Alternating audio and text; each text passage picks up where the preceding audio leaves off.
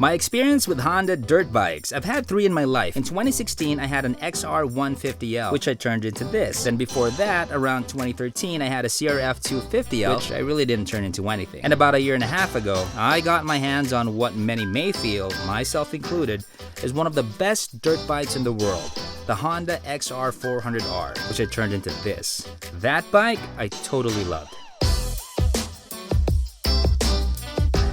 Now we have the Honda CRF250 Rally, the latest iteration coming from the much-loved and well-selling CRF250L. Same banana with the engine, it's got a liquid-cooled 250cc single-piston power plant. Same steel twin-tube frame, 18 to 21 spoked wheel setup, and of course, Rally-inspired fairing, making it look nice and macho. The light indicators, it came from the Africa Twin, just thought you might want to know that. The whole look for me is in your face saying, look, I'm different now, especially the headlight. It's not to everyone's liking, but I'm digging it. It looks like Rey's goggles in The Force Awakens in the intro. Yeah? These lines are obviously from the Honda HRC CRF450. Now, yan ang siga. So imagine the looks and lines of that, but with lesser power.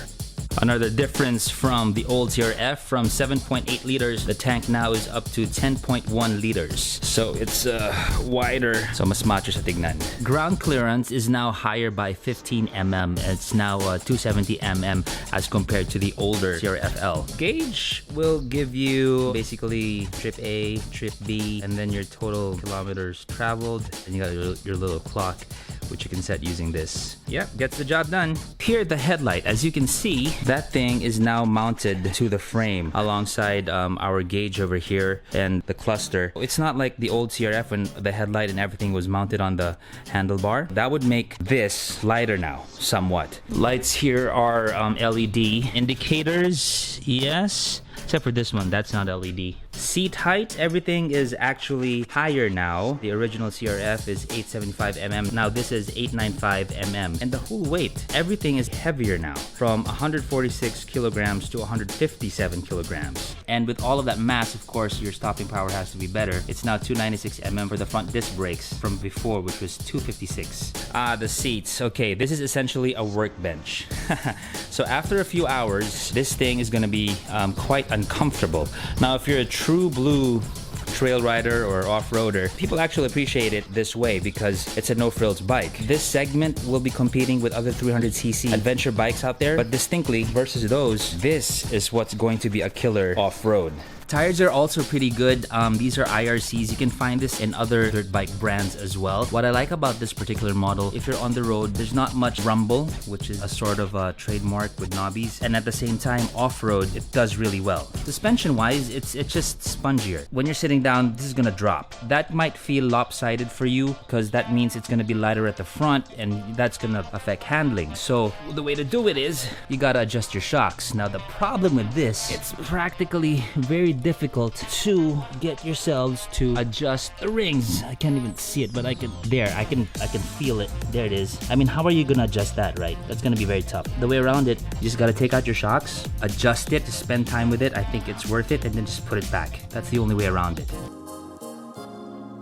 When it comes to small displacement dirt/adventure bikes, this actually would be the desirable one. 21 in the front, 18 in the rear, knobby tires, yun na yun eh. Other small displacement adventure bikes will fall short suspension-wise versus the CRF250 Rally. Yes, you may argue that those aren't really meant to be dirt bikes, but I'm looking at it from the point of view of engine size and that go anywhere capability. Because you're saying adventure, right? So the 250 Rally will do just that, and even better. Literally go anywhere. No, it won't be as comfortable for the on-road adventure bikes, but it will be capable. Riding height. If you were 5'8" and up, then you should be able to handle it. I'm 6 feet and it didn't pose any problem for me. Now don't worry if you're shorter than me, konting stretching lang and you're gonna get your leg over. And because the suspension is soft, there will be a sizable drop and sag, especially if you have panniers or a top box. On the road, you might feel it's quite tame. Iba masasabi 10 bits. If you will use this primarily in the city, might as well go for a motard setup and change the sprockets to satisfy your acceleration needs. Yes, this has a bigger throttle body size from 36 mm to 38 mm with the attempt to improve throttle response and more mid-range power, but I think that improvement I would have felt more with the 250L because this is heavier. Maybe na offset lang siya. But you know, cruising, it's fine, 100, 120.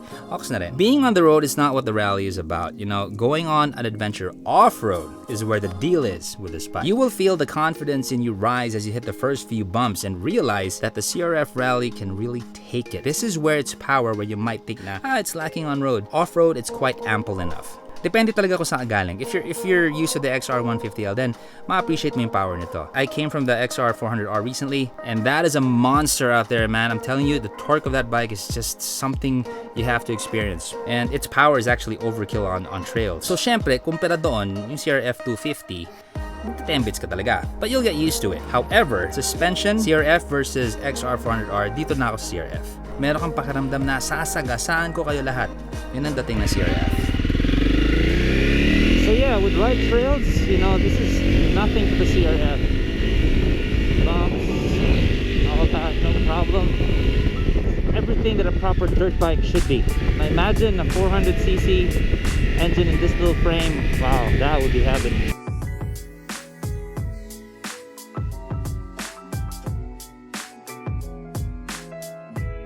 Going through the metro and traffic. Lane filtering with the CRF, I would say is okay. My handlebars, mga katapat ko, mga ganyang klaseng mga sasakyan, Avanza, halos katapat. But the smaller cars, I just go over it. The handlebars are wider than most, so siyempre mas advantage pa rin yung mas maliit na motor. Okay, so medyo challenge to, no? Hindi ako kasha. CRF, kuya niyan. Pero ganda pa rin yan. Isang linggo. Okay, for the brakes, my favorite part of the road here in my village. Both brakes now. Very good. It's expected that this thing's going to be dipping because, you know, the travel of the front tires is big. You can get some rear skid action too, just with the rear brakes. So that can give you a lot of fun when you're off-road and on dirt. But it's still stable even if it skids. Rule of thumb, always use both and you're fine.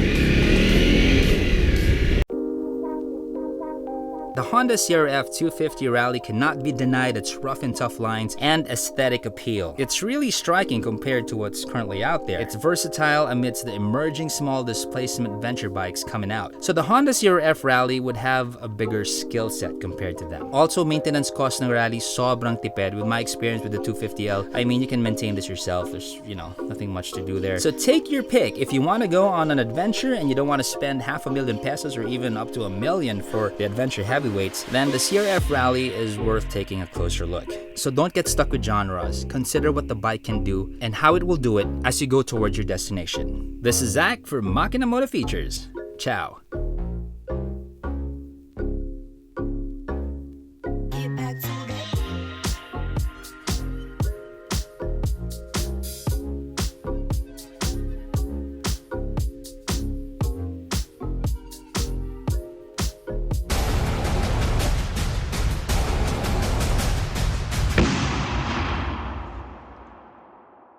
So this can pretty much go where the others can go to.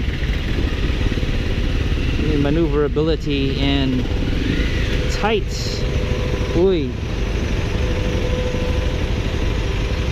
Patay na yung kuko niya. Kawawa naman.